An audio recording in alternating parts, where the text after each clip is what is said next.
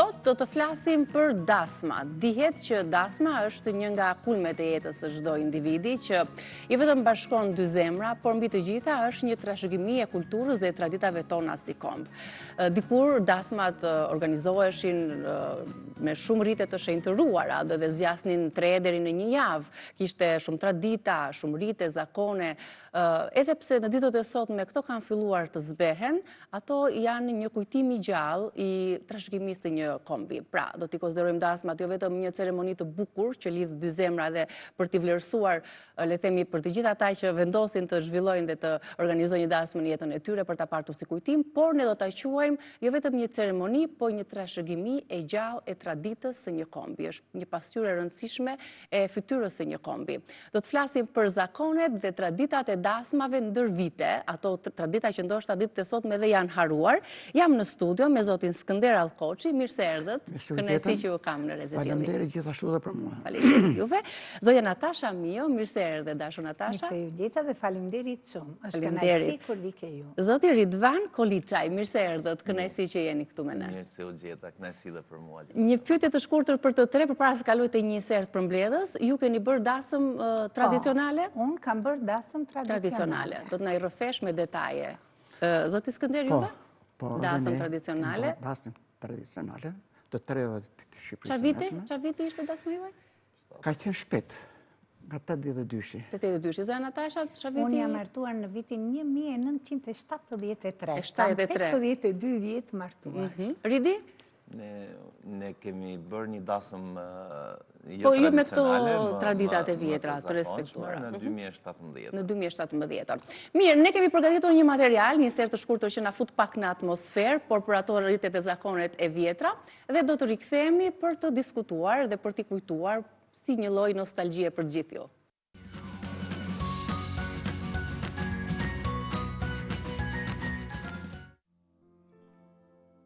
Dasma, kjo festë e madhe, e cila ndër vite ka humbur shumë nga tradita, mbetet një ndër momentet më të bukura të jetës së njeriut. Por dasma është edhe kulturë dhe traditë e një kombi. Ceremonia dhe ritet në vendin ton kanë qenë të shenjta. Martesa në traditën e dikurshme popullore shqiptare është konsideruar nga zakonet më të dëshiruara. Një zakon gëzimi. Dasmat e dikurshme tradicionale zgjasnin 3 ditë e net dhe organizoheshin për të marrë nusen ditën e hënë ose të enjten. Të martave martoheshin vetëm të vejat dhe më së shumti me 7 krushq. Por tashmë në kohët ku jetojmë nuk veprohet më kështu.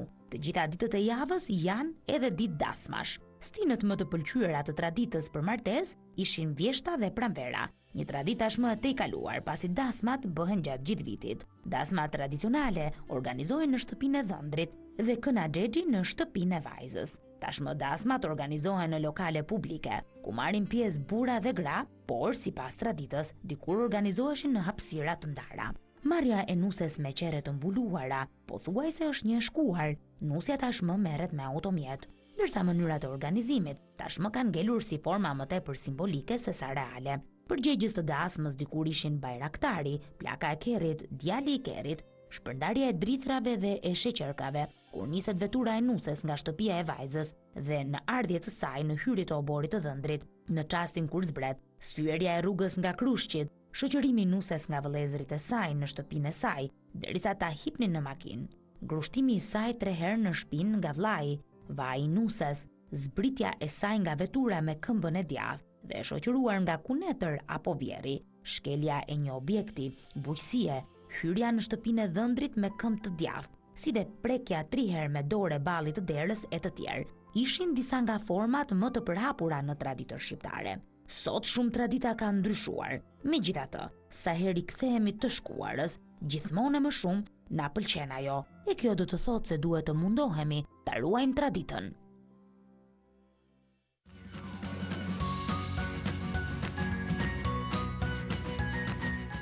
Tradita ndryshojnë nga veriu në jug dhe ne prandaj jemi këtu që Ridi të na përfaqësoj pjesën e veriut me traditat dhe ritet e dasmave, zonja Natasha për pjesën e jugut juglindjes dhe zoti Skënder të pjesa e dasmave tironse. Ta nisim me zonjën Natasha, më trego pak për dasmën tënde këto ritet dhe si niste dasma. Dasma ishte gëzimi gjithë fisit. Kur fejoi vajza, caktoj dhe koha kur do të martoje, jo data, se data mund të ndryshonte dhe që gjunaf, nuk ndëroj data. Po u fejova unë dhe u caktua që mbas një viti në Korik, në 14 Korik, do të martojmë Natashën. Dhe të gjithë prisnin të vinte 14 Koriku që të bëj dasma. Dasëm tradicionale, dhe duke i patur njerëzit e babait në Vlorë dhe njerëzit e nënës në Tiranë, u bën afër 100 veta, dhe dasmat bëheshin në shtëpi. Në shtëpi, do më thënë, Unë isha në një qytet të vogël shtëpi. dhe gjithë qyteti u bë hotel për të gjithë njerëzit. Edhe u hap, u lirua gjithë shtëpia që të uleshin njerëzit për të bërë dasma. Fillonte që ditën e... Ditën e hënë fillonte dasma, bëj një buk me qiqer në familje dhe kush vinte për vizit, halla, tezja, nusja dajës, të gjithë sillnin në një buk me qiqer. Të gjithë sillnin. Ishte tradit që sillej një buk me qiqer. Qa bëheshe kjo buka, pas të shpërndaheshe të këtë tjerët për të konsumuar të gjithë ata që ishin në dasëm. Po ata, kjo themun ka qenë një metodë ndihmëse për të njerëzit. Fillonte të hënën dhe caktoi që nga fisi një kryetar i dasmës. Xhaxha i madh ose dajua, ai bashkë me baban tim që do të udhëhiqnin dhe do të drejtonin dasman. Basi filloi dasma, të enjte. Pra të hënën çfarë ndodhte? Të hënën apej paja e vajzës. Tregoj paja e vajzës dhe fillonte kënga. Dhe për të kënduar, caktoi një njeri që do të hapte, për shembull xhaxha im i madh këndonte bukur dhe i thanë që ti do të hapësh dasmën. Ndërkohë silleshin edhe orkestra në shtëpi? Jo, unë jam martu pa orkestër. Këndoi kënga lapçe simbas qefit dhe të tërë vendit tundej. Të gjithë këndonin, të tërë brorisnin. Shikueshe paja të hënën, filloheshin këndoheshin. Hapej paja në dhomë të mamase, ati e s'kisha ku ta hapnin. Dhe do ta shikonin njerëzit, më shumë vinin vajzat, shoqet, halla, tezja. Një paj që kishte vite që përgatiteshe nga familja. Po, paja fillon dhe qashtu, po unë nuk kisha në një paj shumë të madhe, që të them që... Tani, më thej që këndoheshe kënglapshe, i bje keni respektuar traditat e nga Vlora. Po, me origjini kam nga Tepelena, nga Lekli dhe nga Peshtani babam, po zbritur në Vlorë dhe në Tiranë para lufte. Dhe ju respektuar këto tradita. Dhe ashtu këndonin. Për shumë ta kaloj një qikës një pjesë. Kur kam dalun nga shtëpia, mamaja më ka kënduar. Moj Natash bazbenetike, ishe cup, u bëre mike. Ka përdzeve 2-3 shkall, ishe cup, u bëre hall. Halla, do me thënë qasho. Tani, këto të bënin për të qartë këto këngët? Kam qartë. Se edhe e qara ishte një lloj... Ajo vetë brejtiun të qartë, se ishte emocioni i martesës. Pra, do më thënë, nuset, qanin dhe qanin mirë. Qanin mirë, nuk qanin se qenë të detyruara, po qante të dilte vetë ajo, se ti e jetoje atë që ti nuk do t'i ishe më vajzë bitë Po edhe tekstet e këtyre këngëve të madhëngjenin pak. Ditën e enjte sillej fustani bardh dhe merrej paja për të vajtur tek djali. Dhe mua më erdhi kunata që morën pajën dhe gjithmonë shoqëroj me një djalë të vogël. Brenda në paj, orizi, karamelet ka qenë tradit. Edhe që më sollën fustanin, edhe brenda në fustan kishte karamele dhe oriz. Ka qenë tradit. Orizi, karamelet ishin në çdo gjë. Pra të sollën fustanin e bardh dhe të morën pajën tënde. Më sollën këpucët dhe gjerdanin për të vënë në qafë. Ishte rregulli, kështu e sillte gjithmonë dhëndri, nga anët tona të paktën. Tani, dhëndri vinte bashkë me familjarët e ti, nuk dukeshe fare dhëndri gjithë javën. Dhëndri ikte dhe të djelë, kur të vinte të merte të shikonte. Nuk duhet të shikonte as kur lyheshe, as kur visheshe, vetëm ditën e majës. Unë nuk jam lyer në atë kohë që jam martuar unë, përveç se ishte zakoni të bënin flokët permanent. Më mori mamaja më qoj në... Edhe më bëri flokët permanent. Nuk, vetëm të larë me uje me sapun. Tani, erdi dita e shtunë, po do të vinin krushqit, se edhe për caktimi numrit të krushqve, ishte një detaj nuk vinin krushqë në darkë.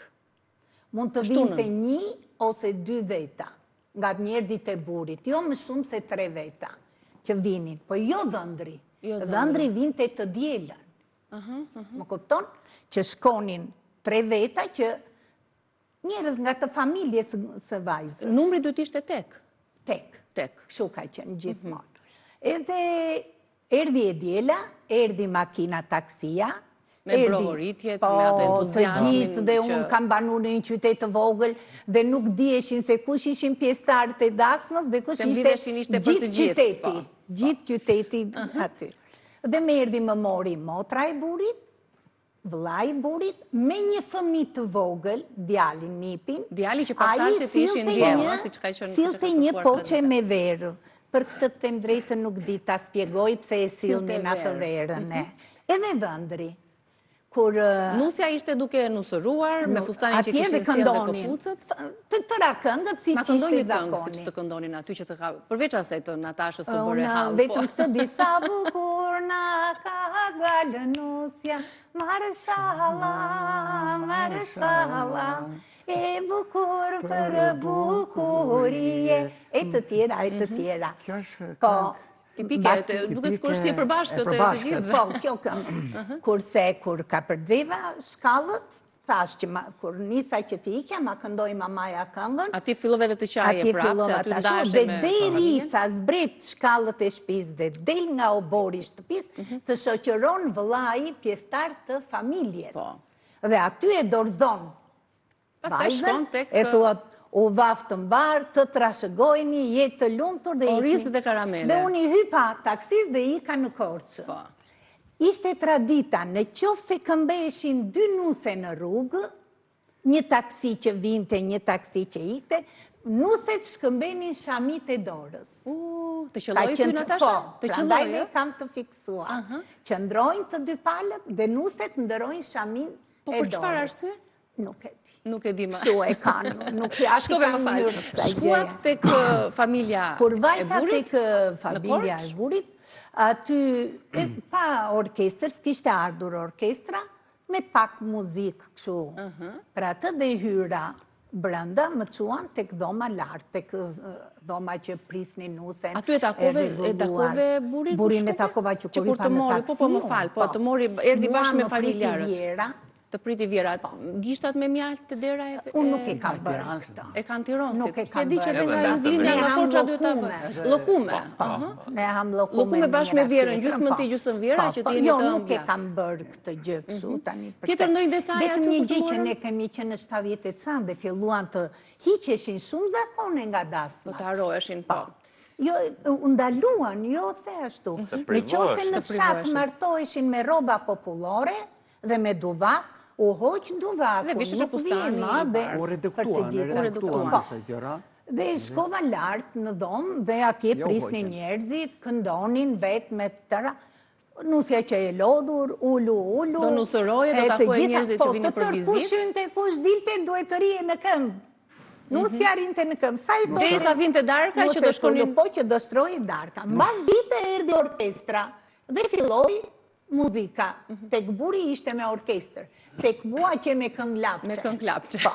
Tani kalojmë pa nga jugu, kalojmë tek Shqipëria e mesme. Zoti Skënder, na tregoni detajet të tjera të dasmës. Po thuaj se dasmat, ritualet e dasmës, bëshnin po thuaj se gjithë trepat shqiptare kishin një ngjashmëri. Dhe kjo ngjashmëri u trashëgua bes pas brezi. Kur themi kishin ngjashmëri, themi sepse duke nisë dhe nga fijesa, që ajo është fillimi, zanafilla, sepse pa fijuar nuk martohesh. Zanafilla, rrënjët ishin ke fejesa. Që njiheshin familje. Mënyra se si fejoheshin në atë kohë, ishin një nga traditat e vjetara, që ishte trashëguar kjo, po thuaj se edhe me kanun në atë kohë, që shkonte një person që kërkonte dorën e vajzës. Pras gjithmonë në kohën e 90-s, po. Në atë kohë, kur shkonte, kishte një kuptim, thotë djali, kishte një kuptim. Do me thënës vajtja, sepse familja e burrit çonte një person të zgjuar, do të ki mashën fshat me i zgjuar, me i ditur, qoshe për të kërkuar dorën e vajzës. Pas e ishte studiuar mirë familja, qoshe për të kërkuar dorën e vajzës. Kjo kishe shumë kuptime, sepse në radhë parë zgjidheshe dera. Dera në atë kohë përfaqësonte personalitetin e asaj familje. Edhe brezat e më vonshme pastaj do vinin nga këto, kjo trashëgojnë. adënë do të rashgohashe. Prandaj kisha rëndësi shumë studimi. Më trego pak si kërkonin dorën, që thueshe zotit të shtëpisë. Kishte një tekst... Personi që dërgoheshe atje, kishte një farë njohje me familjen e vajzës. Kishte shumë një. Kishte, për nuk më themi 100%, Jo po kishte fare njohje. po kishte një njohje. Kishte njohje me Ishte i sigurt. Kishte ndetur, kishte pirë kafe bashkë, po zakonisht fshati ishte i vogël edhe mbe. Dhe ky person dërgoheshe që ta pranonte familje e vajzës. Se jo do kudo mund të pranonte familje e vajzës, një person të marrë nga rruga, të shkuar atje për kërku dorën e vajzës. Do prishte punë për shumë. të rregullonte. Ishte ambasadori i kësaj lidhje, edhe duhet zgjedhur një individ. Se dhe e njifte, dhe babai thashën, dërgoi një shokun e tija. Tek babai. Shokun e tij. Domethënë nuk ishte daja ose një... Jo. Mund të qëllon dhe daja, por...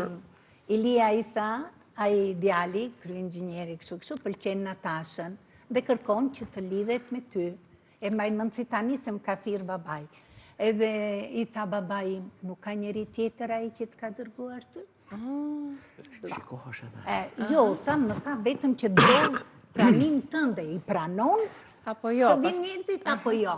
Dhe babai erdhi, më falë, erdhi në darkë, më uli aty, tha, hajde pak, hajde pak, urdhroi, thashun.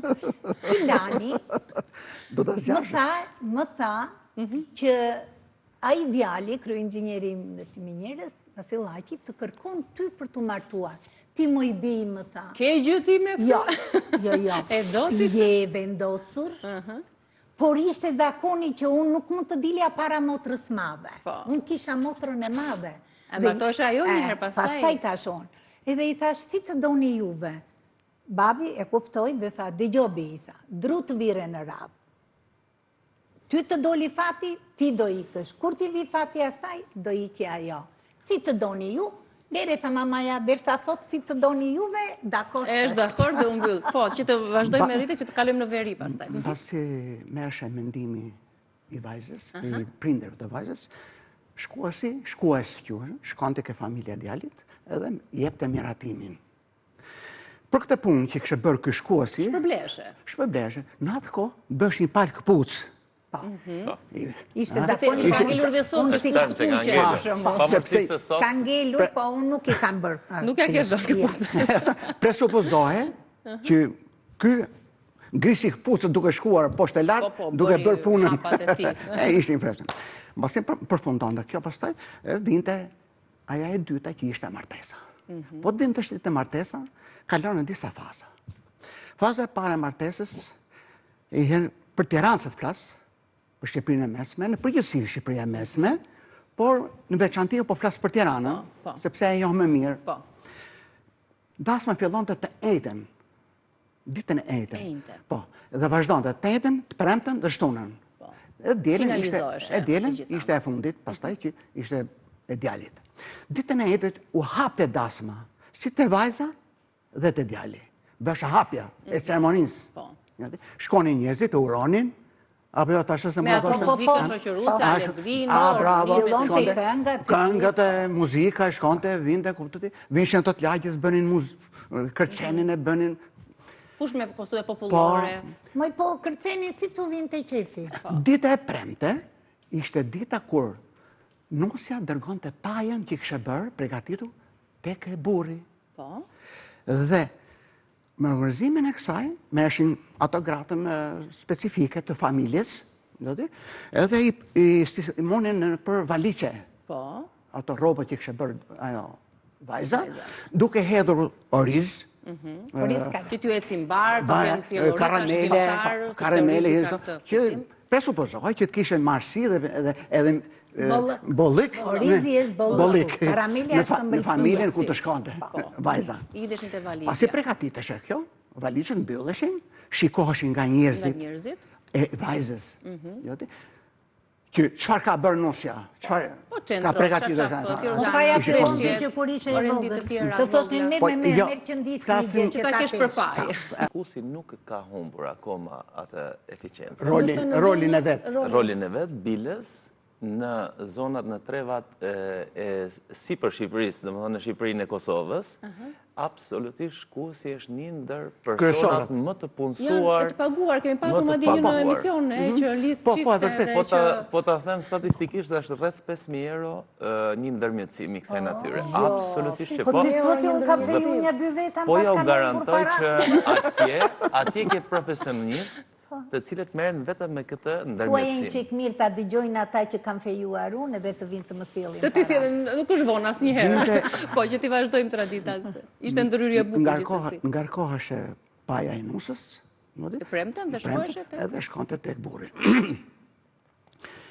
Të premten, të shtunën ishte dasme e nusës. Po. Ditë e shtunë. I kushtoheshe vetëm nusës. Nusja bënte dasmën që do ndashe nga prindrit, në shtëpia ku ishte lindur e rritur, edhe bëhesh kjo dasmë ceremoni për hatën e kësaj femre. Ditën e shtunë, nga ora 12 e natës, nga ana e djalit, zgjidhej një kryesi prej 10 vetësh, maksimumi 10 vetë, maksimumi 8, 7, për të ishin 9, ose 11, ose... Pra numër 8 është ideja. Numër 8. Dhe kjo përfaqësi dërgoheshin. Pra që numrin çifte plotësonte nusja kur të merresh atë mesën, me që ti ishte... Bravo. Po, ajo ishte. Dhe kjo përfaqësi shkonte tek dasme. E priste do të shtëpisë dhe pas krushit ta koheshin në fund. Vajza e kishin që e shoqëronte vllai. Mua më ka shoqëruar vllai. Deri dhe në dasmën time tek më fal. Tek buri dhe të hënën në mëngjes është ngritur kai. Po. Vishej përfaqësia dhe pritesh me një lloj atmosfere tjetër. Po, atmosferë tjetër dhe zgjidheshin njerëzit më të kualifikuar, më të që të kishin komunikim, kishin prezencë, komunikim. Ti nderoni. Kjo tregonte tjetër gjë, që të jepte e përsin e djalit ndaj nusës. E kuptova. Ndaj njerëzit nusës. Tregonte një farë e përsie. E kuptoj, në të njëjtën mënyrë çoheshin krushit edhe tek dasma e djalit nga ana e nusës. Me numër? Numër 8. Numër 8 të barabartë. Numër të barabartë.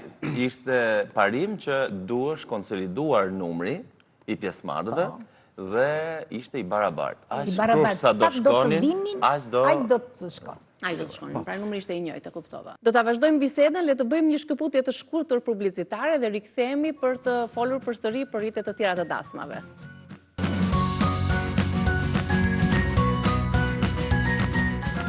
Mbasi shkonin në dasme e nusës, merrshin një valle për krushkeve.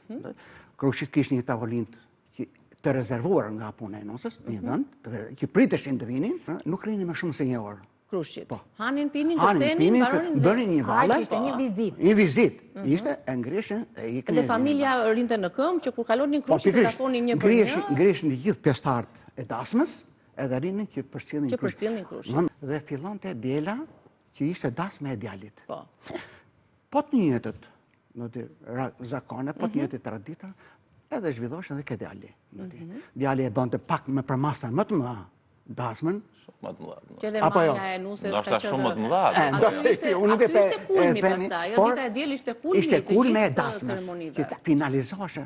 Kishte të ka ndonjë detaj Tiranë, t'ja njëse Ta kujtoj pakës të dielen që do vinte të merrte nusën dhëndri, ruhej, e ulni në oborë dhe ruhej dhëndri. Apo jo e keni ju? Dhe i këndonin. Kur vinë që marrin nusën, ka ndonjë detaj aty te dhoma ku merret nusja, çfarë? Tani futet një djalë i vogël, ku shkojnë krushtit. Në dhomën e nusës futet vllai, që merr nusën që ka për krahas, i fut krah apo ja tasha. I fut krahun, vllai, nëse s'ka vlla kushëri parë, xhaxhaj, kush tjetër në ato, dajo, i fusin krah dhe e marrin nusën do të nxjerrja. Në këtë kohë një djalë i vogël që foto dhe i me to, ke këpusa e nusës hedh para. 1 lek. Ne kemi që ja fut nusës në këpucë. Ja kemi ne dhe kur vajta unë dhe ma hoqën këpucën, lekun e merr djalë që ma hoqën. Që hoqë këpucën. O kuptova. Regull jam deri këtu tash? E shumë mirë. Se do kalojmë pak dhe në veri, ja? Ja, sekond. Sa ta marrëm edhe këtë dhe jedo shfundon. Mbasi u morë nusja, para se të hyket dera e shtëpisë të djalit, i del vjera për para me një pjatë me mjalt, edhe nusja gjerë dy gishit, edhe prakun e shtëpis e lyen me mjalt. Kjo presupozon dashurin, presupozon pashin, ëmbëlsinë, që do pritet nusja, do t'im shkumërnin e nusës me vjeran, me njerëzit e familjes të burrit. Ta janë presupozimet e tyre. Basi mbaron të këto ritur, kenu këto...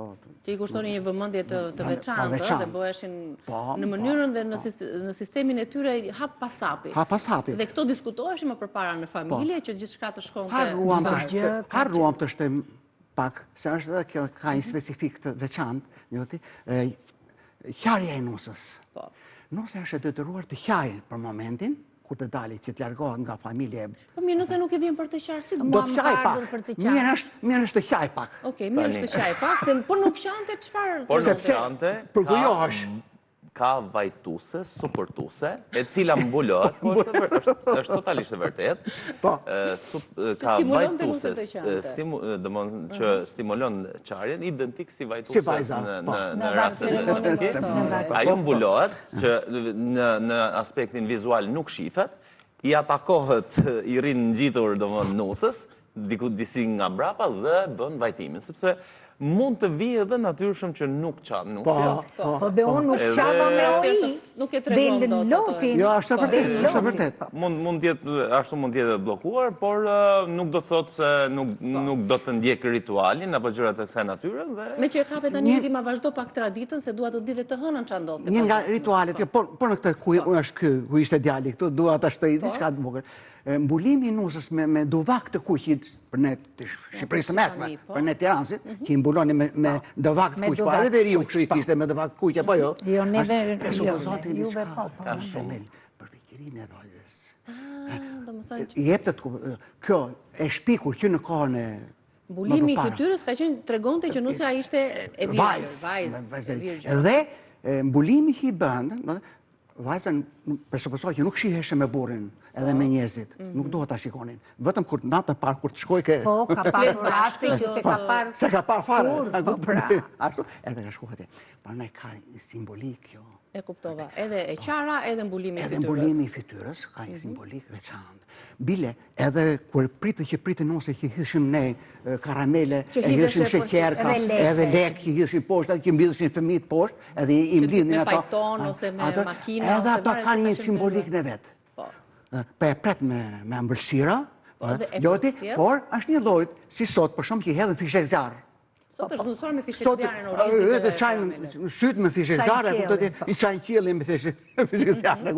Në atë kohë ishte, ta janë tre simbolika, që janë dhe si të përbashkëta. Edhe si të përbashkët, edhe karakterizën i farë personalitetin. Ndryshme ju budhe nga Shqipëria mesme, Ridi, më të rego disa detaje që të kam pëlqyer. Unë duke marrë parasysh edhe spjegimin shumë të mirë që bën Zonja dhe Zotria, unë do thoja se pjesa bazike e dasmave shqiptare është pothuajse e njëjtë dhe absolutisht nuk kam se shumë gjëra ti riprek. Por gjëra që më kanë bërë përshtypje dhe do doja t'i tregoja janë fakti se tek mbledhësia fillimisht dërgohej një person i cili kishte misi, le të themi, ose shoqërore ose edhe familjare të dy, që kishte marrëdhënie domethënë të ndërmjet me të dy palët dhe kërkonte, domethënë prezantonte cilësitë e familjes, pastaj cilësitë e dhëndrit, sepse nga tradita është një shprehje që miku i ngjan mikut. Presupozohet që të bashkojnë dy fise të bashkohen që kanë, le të themi, një mesatare pothuajse të përafërt, sepse me do e mos se njëri nga fiset mund të jetë edhe më i lartë. Dhe këto janë bërë që në kohët e më përparme edhe për të ulur shumë gjakra ose për të forcuar disa stabilitete në format të ndryshme, ose luftarak, ose ekonomike me radhë. E bukra është që gjatë këtyre takimeve bëhen edhe, le themi, dhe testime për nivelin intelektual. Dhe her pas here përfshin disa skema, batuta, janë fantastike fare. Shumë vërtet është. Për shembull, kur kanë prezent edhe dhëndrin, që dhëndri insiston që të kjo lloj prezantimi bile duhet që të jetë dhëndri si rregull, pavarësisht se ka raste që nuk shkon në prezent. I bëjnë ato antarët e ekipit të vajzës, i bëjnë disa pyetje provokuese, por me nivele vërtet intelektuale të shumë rafinuara. Një që më ka bërë shumë përshtypje, ishte shumë e bukur, merrte një dajajnusës, ose mund t'jetë kushri, mund t'jetë edhe mik, shok i zonës, sepse dashamirësia ishte në nivele shumë të larta dhe realisht donin që fëmia, mikut, komshisë tyre të përcillen në një familje shumë të lartë.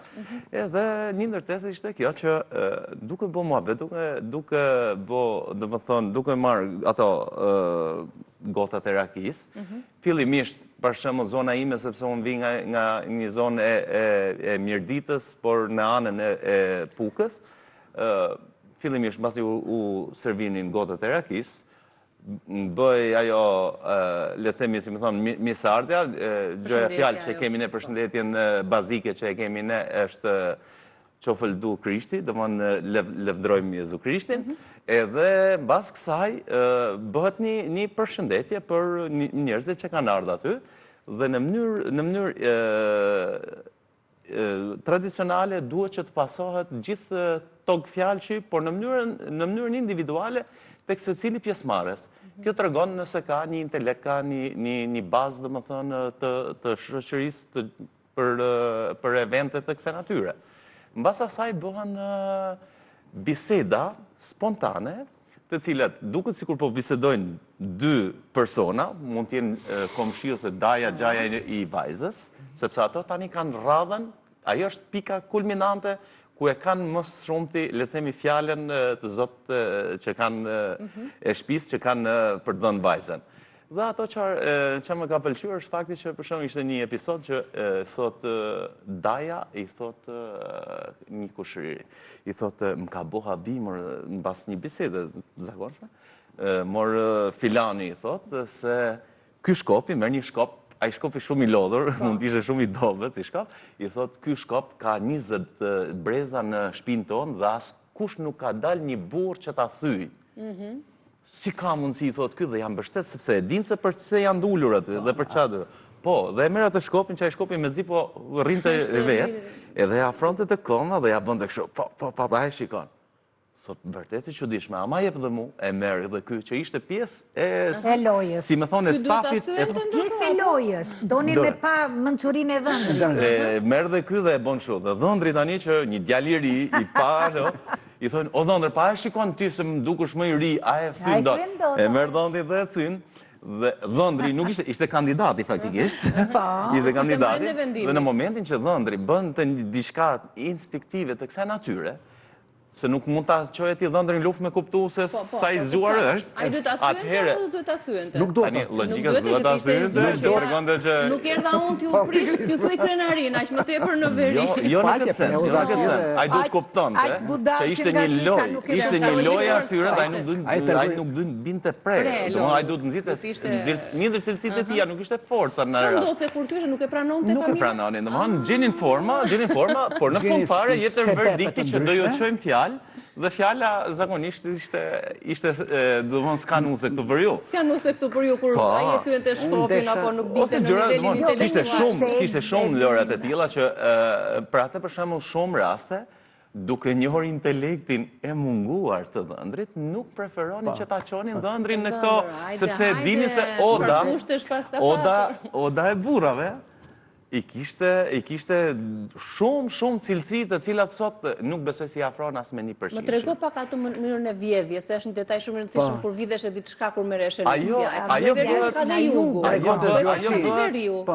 Ajo bëhet mbasi është afirmuar që do bëhet martesa, tek dita e pajës, janë grupi pjesëmarrës domethënë për të sjell ato dhuratat, ato gjërat, gjë që është bazike dhe për të stimuluar le të themi prejardhësit që do kenë tërheqje gjenetike nga njëri fis apo tjetri, e kanë stimuluar dhe që nëse e arrin të vjedhin një gjë, shërbehet tavolina me kaq luga, kaq sheqer, kaq gjë. Dhe këta duhet të vjedhin diçka që është në dhomë dhe nuk e dallojnë të zotë të shtëpisë, presuppozohet se një pra edhe mbesat do ngjajnë nga fisi i dhëndrit. Nëse ato e dallojnë, kanë të drejtën të zotët të shtëpisë të vënë një kamat gjobe në termin aktual, si më thonë, një më vunë, një kapar që është gjithmonë atëherë. Por edhe në rastin që nuk gjindesh kjo, dajot, specifikisht nëse i kanë të dy dajot ose përfaqësuesit, bënin biseda mes njërit dhe tjetrit, pasi, dhëndri na pëlqen, dhe dajo nusës kishte të drejtën të vendoste një vlerë të caktuar kamate për mbesën. Dhe bukra e kësaj kamatas që vërtet më ka domon surprizuar, është fakti se vajza vërtet kur martohet duhet që të qaj dhe thamë dhe atë rastin nëse nuk qanë e ka një suportuese aty të fshehur.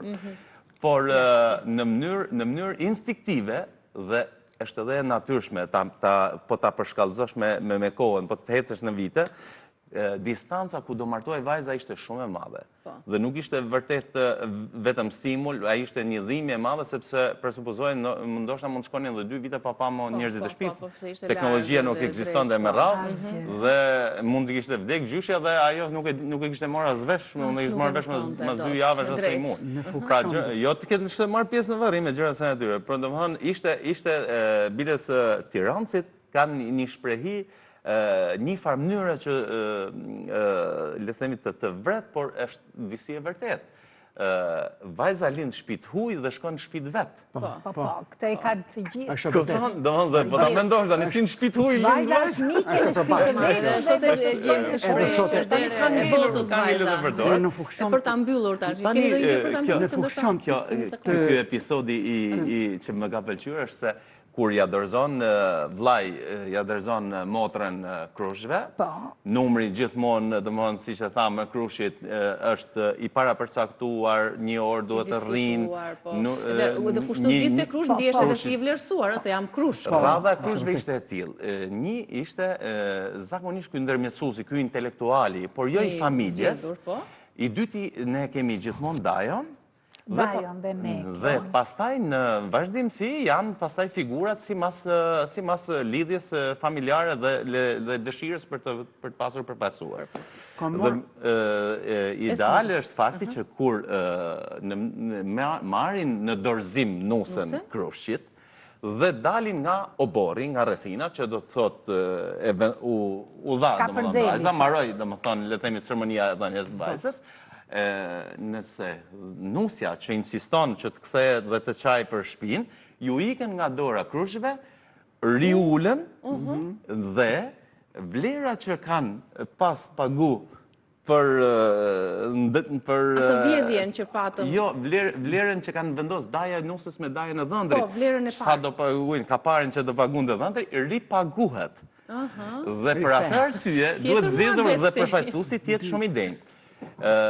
Një rast tjetër është fakti se te pjesa e dasmës ka pasur episode nga më të ndryshmet në të gjitha krahinat dhe shpesh herë kur vinin krushit që u kthenin tek dasma e dhëndrit, ju thuhej shqyqyr që erdhe të shëndoshe mirë. Sepse ka pas një risk që mund të ndodhte që vërtet mund të emocionoj vllai nusës nga dhimbshmëria dhe mund të krijonin episode të pakëndshme, por ato duhet ta merrnin nusën me dormos dhe të gjithë dasmorët në përgjithësi kanë qenë të gjithë të armatosur. Të armatosur. Dhe kur merrnin nusën që dinin nga që hipnin dhe vazhdonin tamam rrugën, shtinin në armë për të thënë që ishte misioni kryer. Dhe do doja të cekja dhe një rast që është ajo e fundit, të lutem se menaxhoj të por është goxha interesant. Rasti kur atëherë nuk ishte makina, por u takonin Krushit. Dhe problemi ishte Ndryshimi i rrugës? Ndryshimi i rrugës, por në rast se nuk ishte rrugë tjetër, ka një rast që është i jashtëzakonshëm, mbas një tragjedie madhore, është vendosur nga kryepleqësia që në rast të takojnë Krushit, pasi pati ndodhë një tragjedi shumë e madhe, në një zonë nuk du të apërmend se nuk ka, dëmonë është e zërë, thjesht ka qenë terreni, ka qenë, si me thonë, si pjere, dhe i kanë insistuar prirësit e Krushit e parë që ne jemi filan fis dhe do rrinë nga ana e lartë, ju jeni filan fis, ju do rrinë nga ana poshtë, dhe ishte një ofendim dhe ka ndodhur një betej fatale në tragjedi, dhe tani është vendosur që të kalojnë për mos me ofendu asnjëra palë në formë të kryqëzuar. Të kryqëzuar, pra, okej. Vazhdon tjetë edhe në ditë... Nëse do... Ja, për tani është me makina, po atëherë ka qenë... Po, e fundit të lutem? Ka marrë gruan nga veriu dhe një sa drejt 3 ditat nga këto, ka marrë pjesë në dasmën e këtyre. Kanë dhe i specifik tjetër, që më ka bërë përshtypje. Dërgimi i dashit, e kemi dhe ne. për paj, atje kë njerëzit e gruas, kë njerëzit e vajzës. Në që dasma do të bënte familje e djalit, edhe për vajzën. Edhe për vajzën, apo mos gaboj. Që është e dashit. Ashtë. Edhe e dyte që dua të prek, është ardhje në fjendje e nësës në darkë me dhe ndrin, kur në mëgjes nëse ishe detyruar në balkon. Të ndereshe qarqafi. Ata e kanë fatur të gjithë. Dhe kjo të regonte virgjërin e vajzës. Në të kundërtën, Po janë nëse ndodhe... Në të kundër, e ta thejme dhe të, po flasim për ato kohë, nuk po flasim për sot. Në të kundër dhe bisedoshin, hyshin i biseda, familje e vajzës me të djali, dhe nusja, vajza, mund të qoje direkt ke familja e vetë, pa patur asnjë konsekwencë të vogël. E këthendet e familja nëse nuk... E këthendet, është të vajza me djali. Kishte kompromise dhe gjëra kështu... Ato ishin gjëra të brendshme të çiftit. Që të vendosje diçka të qarqafi në vend të... Djali e dinte që nuk kishte tjetër. Martesa ajo është. Priste dorën djali. Martesa është Priste dorën djali. Në momentet kur nuk do të takojnë. Okej, e mbyllim kështu. Faleminderit shumë për të gjitha. Ndoshta sugjeruan do të gjitha me detaje, po çrën si ka. Pjesa kryesore bërthama e ritualeve që kanë mbetur ose janë zhdukur u përmend. Një thirrje për djemtë dhe për vajzat. Martohuni, është gjëja më e bukur. Por them martohuni, nuk them që për atë që ta djali, por dashuroni njëri tjetrin dhe krijoni familje. Familja Ju falenderoj juve. Faleminderit shumë dhe ju që erdhët.